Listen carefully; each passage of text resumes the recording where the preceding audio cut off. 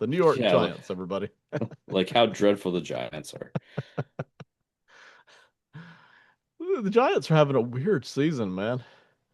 Yeah. There's this Jackson Dart guy that shows up, kind of sneaks up on everybody in the draft, and he outlasts the coach. We weren't even totally sure if Dart would get his chance early in the season. He did. He got his chance real fast, and then he's outlasted the coach by a long shot here. Um, I kind of like the Giants' personnel, but the way they've played has been way below their personnel even, and their personnel is not fantastic. Don't get me wrong here, but the you see the defense first. The defense should not be this bad. It just should not be. But they are last or close to last in the league in a lot of these categories. 31st in yards per game, 30th in points per game allowed. You look at their defensive EPA, they're 29th. They're good at sacks thanks to those guys on the front line there. They're 18th. But man, they're 30th in turnovers created. You just look all up and down the board. They're in the red zone. I mean, they're in the red ink. So it's been a horrible defense. It didn't start out the year that way. It's just been that bad for the past, couple of months now. It is an awful defense right now. And, you know, you it's hard to describe, but if you start off the year fairly good defensively, which they were a headache in the first 4 or 5 weeks. And so statistically, you've already kind of laid the foundation for a decent year, and now you see where they rank on defense right now. That's how bad they've been the past, 8 weeks now. To drag that first 4 or 5 week statistics way so far down into the mud. That's how bad the defense has been. Defense is really bad. I mean, my gosh, it is just plain awful right now. I think Dreadful. statistically they're worse than we are, I think so. Yes. which that's saying something. That's really bad. It's close, actually. I know it's close, but I think they're worse right now. That's how bad the Giants, and I'm not sure anybody even cares right now, or anybody's even watching, but they've been horrible. I like their personnel on defense as far as the front line goes. You got Brian Burns sitting there. You got Lawrence sitting there. You've got Abdul Carter there, and Thibodeau is in the mix, and nice rotational mix. I like those guys on the front line. Now, linebacker's been banged up. I forget which linebacker it is that's out, but they had a couple of good linebackers. They've still got one. The other one's been banged up. That's really done them a number. That was supposed to help them out a lot. It didn't. And then the secondary, I thought when they picked up Javon Holland and I thought Tyler Nubin might take another step. They haven't. That secondary has been just absolutely dreadful in every sense of the word. I thought at the start of the year that they would be better than last year. Not great, but better. And they've been worse. It has been absolutely dreadful. That's really the source of their problems on defense. And they're not good at stopping the run. You can see that. But, a lot of that comes from just being down so much late in the games that their struggles at stopping the pass has been why their defense has been so bad. It has been grade A awful, terrible. Yeah, I mean it's shocking and you mentioned it. It's shocking in the regards of the personnel that they have. If we had similar personnel, um, I would like to think that our defense would be better. But it's so discouraging because it's like they do have pass rushers, they do have good players.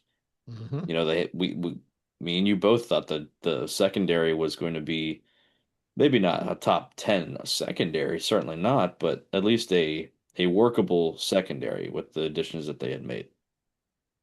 And the fact that that's still the problem is saying something. And the fact that the run defense is so bad, I feel like it was pretty good to start the year, and then it just kind of fell off for whatever reason. Um, I mean, they're still 18 in sacks. I mean, that's by far and the way the highest grade that they have on defense, according to the stats that you have up. But man, it's just not good. And I have a feeling it's because the rest of the team is so bad that teams just aren't passing a lot because they don't need to. Right, So there's not as many opportunities for sacks. So right, um, I'm sure that'd be right. higher, but again, it's just it's real bad. It's real bad. Um, I'm going to say it again because I'm hopeful this time, at least. We should have a good chance to beat these guys. To I mean, me, wouldn't you think so, right? to me, there should be no reason why, again, we shouldn't just outright beat the living crap out of these guys. And I know we're a bad team. I fully understand that. I'm looking at I'm looking at the way that just take the last 3 weeks. Okay, we had one really awful, truly awful game. The other two, I mean, we were competitive, especially against Denver. It's a week to week league, understand that. But there was a lot to take away from that Denver game that we both of us liked. That it Right. felt a lot, that felt as close to 2024 Washington as anything we've seen this season, you know? Um, and if you go back to that, you know, last year and the way we played, against Denver, that team would beat the living crap out of this Giants team, and it wouldn't even be close, I don't think. But with Jaden back, potentially, I mean, we'll see with the elbow thing if he's back or not. With Jaden back, with a full array of weapons, other than Zach Ertz notwithstanding, which by the way, Zach Ertz, I mean, that's just heartbreaking.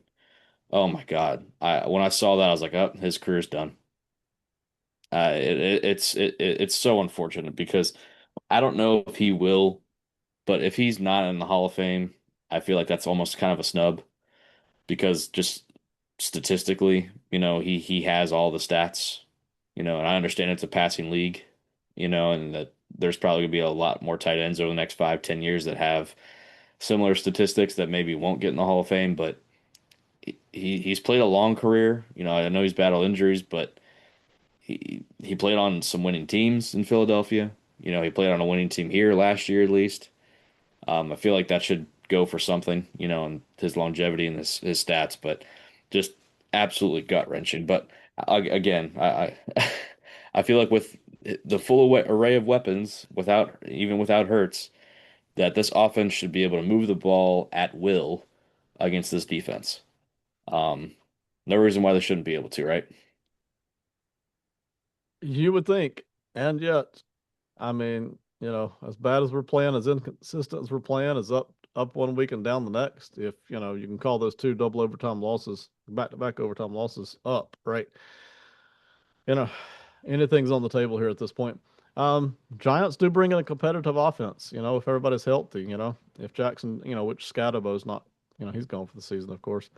When Yeah. everybody's healthy, the Giants can they can score some points. You see here they're 23rd in the league in points per game, but they're 14th in yards per game. So they can produce yards, and you can see that they got the run pass balance. They're 16 and 12, so even without Scatabo, they can still run the ball some. Um, you see the on offense, the red zone and the points per game are both bad. Everything else is pretty respectable. So when healthy, they bring in a respectable offense. Jackson Dart has been able to move the football.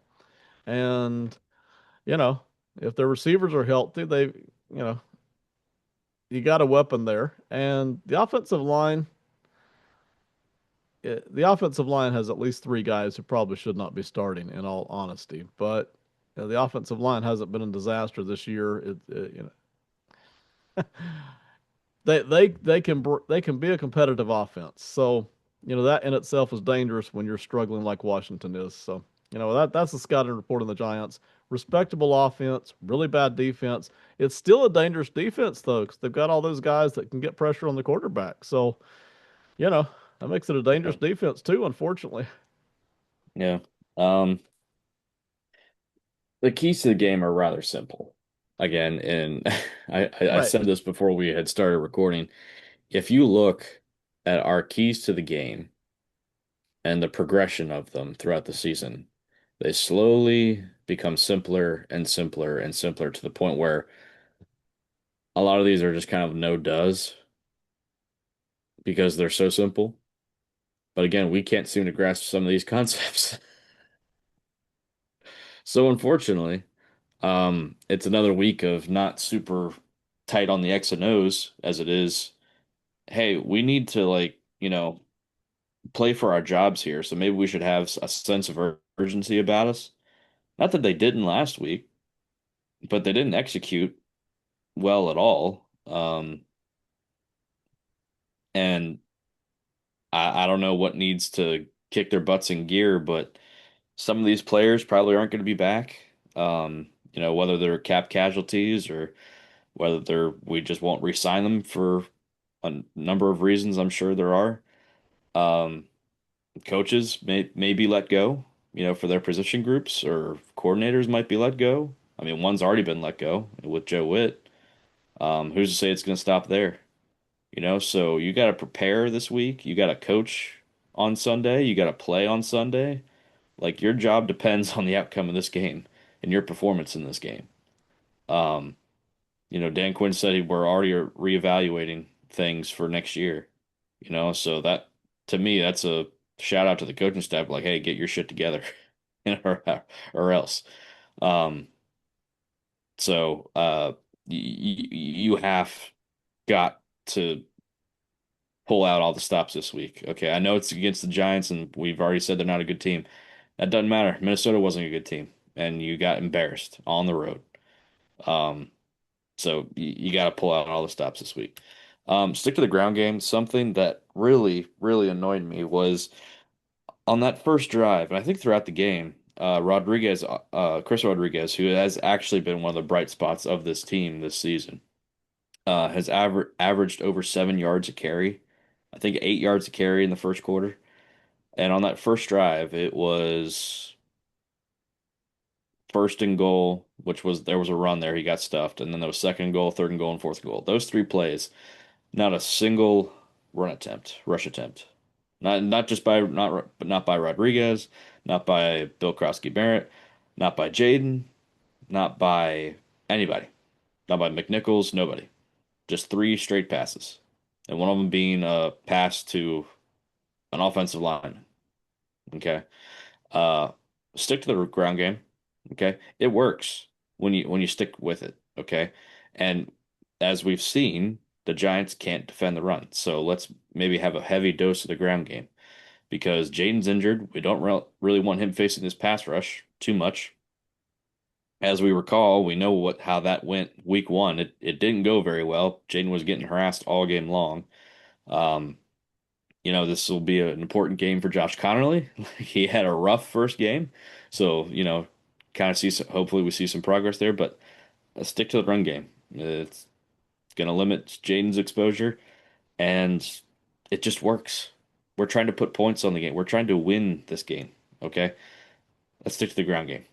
Okay, that works. We know that works. Let's try to stick to that, and then finally play a clean game. There's been some turnovers past few games, yes. But one thing that hasn't necessarily killed us has been the penalties. Um, Now we have had some, but it hasn't been at the alarming rate that there were, especially early on in the season. So I feel like things are starting to slowly be cleaned up. So again, there's this team is not, or this defense is not great at creating turnovers. So don't turn the ball over. Again, all these things are seem really simple, and I'm sure they're easier said than done, but. I mean, that's how basic it's gotten. It's like, can we do one thing right, please? In this case, three things, but can we just do one thing well and stick to it the entire game instead of just in spurts and in small chunks of plays? Can we do a drive? Can we do a quarter? God forbid a half or a game? If we do one thing right, I would just be proud of that. And I'm going to stay on the first point that you made there, that because it's all good, but the prepare, coach, and play like your job depends on the outcome of the game. And I've been saying for weeks now, because for weeks now it's looked like a lost season, but we weren't eliminated, right? So I've been saying for weeks now, there's nothing more important in the building than the belief that you can go out and win the game each week. The belief that this group that you've got, group of coaches, group of players, that they can go out and win any game any week, and that they can put together multiple wins in a row.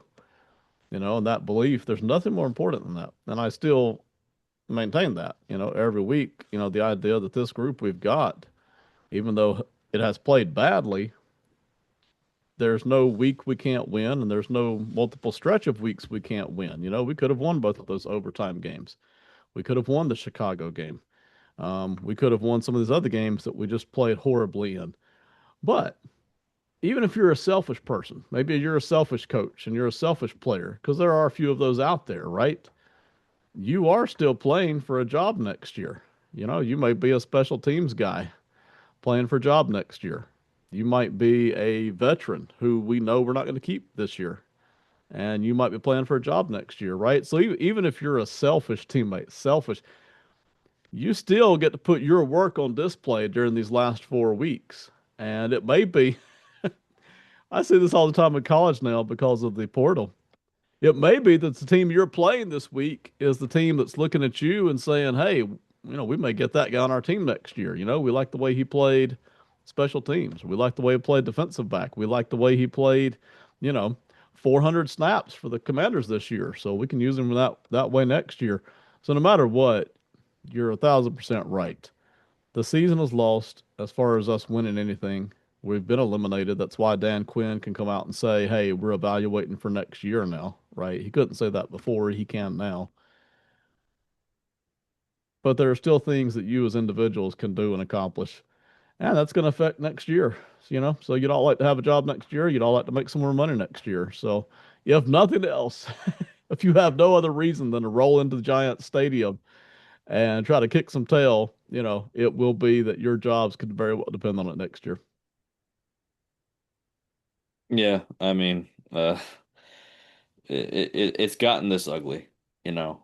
Um, Ideally, it doesn't get this ugly where we're just talking about like, hey, can you look competent, you know?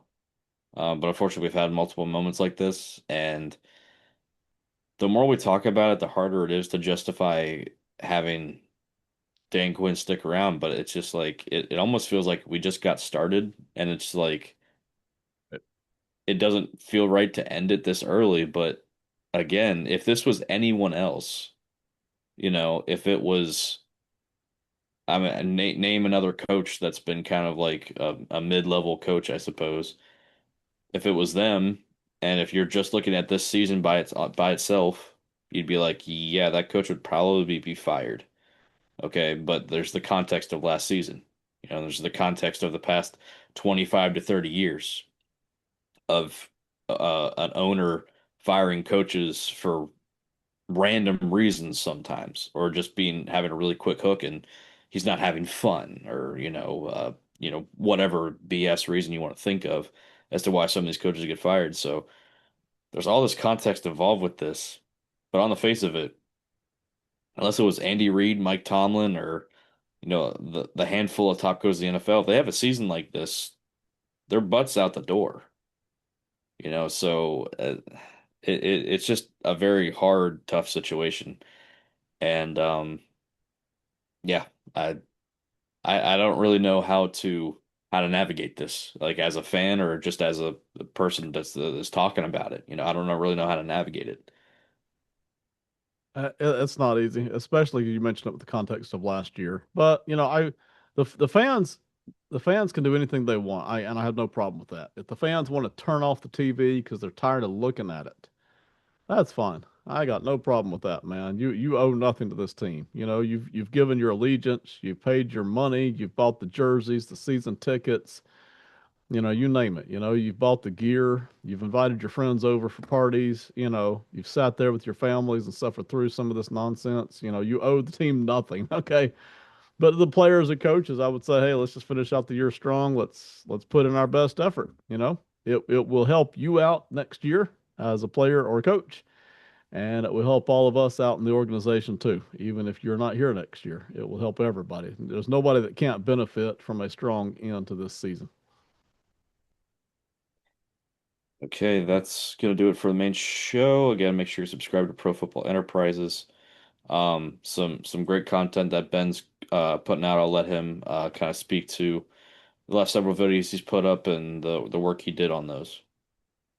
So last week, this is an annual tradition now. Myself and Shane Ratliff and Simon Short, we recorded for 4.5 hours on basically NFL hot seat, right? But we tried to be in depth. So we started with all 32 coaches right in the middle of the board, you know. We had that board that you can see there. And we very quickly moved 20 of them over to the safe side. Rightly or wrongly, that's what we did, just to give them a shout out and to show that we had done our homework. And that's the first video you see there, the who's safe and why video. That's what that is. Okay, so if you know if there's a guy you're interested in about why we thought they were safe, it'll be on there. We then spent another 20 20 some minutes on Mike Tomlin all by himself. We didn't plan that, but he just, he merits that kind of conversation. So that's a separate video you see there. Then we got down to the guys that are in danger. The last 6 or 7 guys, we spent, good 45 minutes on them. And that's, so that's what you can see there. And obviously that's the most interesting video to people who's really in danger here. And I don't think there's any surprises there necessarily, but still, those guys all needed some conversations. And then we ended it up with, Simon Short did a great job. I mean, a great job. Probably the best I've ever seen him do at putting together 5 new coaching staffs for 5 job openings that we thought would be open. Okay. So that meant head coach, defensive coordinator, offensive coordinator. And we did that, he did that 5 different times, and I got to pair them up to a different team. So, that was excellent work there. That video is probably the best of the 4, to be honest. It was that Mm. good. So, please go check out any of those that look interesting to you. I know you probably can't watch all 4.5 hours of content. That's why we split it up. But whichever one looks most interesting to you, go check that out. That's on Pro Football Enterprises right here on this channel. Yeah, so two things. One, I mean, excellent job on those videos. Some great quality content. Um, and two, shout out to Simon. I mean, he always does a great job on on all the projects that he works on and all that. But that kind of time and dedication to to do all that stuff and then to put out the quality that he did, I mean, that's just absolutely fantastic. So shout out to him. He's been a friend of the show, a friend of ours, coworker, all the adjectives there. He's been great. So we really appreciate all the work that he does, as well for box score and hopping on Pro Football Enterprises with you a good bit. So yeah, just absolute fantastic. And Shane Ratliff too. He's filled in for you multiple times. He's a mainstay on Pro Football Enterprises, it feels like. So yeah, absolute great stuff that you guys are putting out. Yeah, I really appreciate you taking the time for us. And I will say this goes for everybody on this network. Me, you, Simon, Shane, Austin. You know, we're not here to do hot takes or cute takes or kid takes. We're doing adult takes, which means we're putting in the work and we're not coming in with our emotions all lit up. We're coming in like an adult and putting out a decent take here, and that's, we're doing the work. So that's the kind of thing you can expect on this program. I realize it's not for everybody, you know. We're not exactly trying to light up the bright sky with fireworks, but these are quality takes here that we've put the work into. And that doesn't mean that we're right on everything. It doesn't mean you have to agree with us on everything. But for those of us on this network, that's what you're going to get. You're not going to get a whole lot of emotion, a lot of silliness. We're not trying to get you lit up, get you all angry about something. That's not our goal. We're here to do the work and provide that work for you to catch on to where it interests you. So, thank you all for being a part of that. Ben doesn't know my ulterior motives to get some of y'all riled up and everything. But I'm just kidding. I'm just I kidding. can't speak for everybody here, okay? Just me. Just I'm the old man of the group, so I think I'm what, 10 years older at least than anybody else on the network, and maybe 20 years older than some of the guys on the network. Yeah. Yeah. Well, I mean, from the moment I met you, I always considered you Uncle Ben from like Spider-Man, and I wish my Yes, name was that's me. Peter, but yeah. So we I appreciate don't everything you do yet here on the channel, all that. I don't yet have a nephew named Peter, but You need to. I need to. Yep. I've got 2 brothers and 4 sisters, and some of them have kids, but some of them don't. So, the ones that are still cranking out more kids, let's let Peter have a stage here. Yeah. They know the assignment. They They know know the the assignment. assignment. All right. Well, thank you all for listening. watching. Please again subscribe to Pro Football Enterprises, and we will see you all next week. Hopefully after a much needed win against the New York Giants.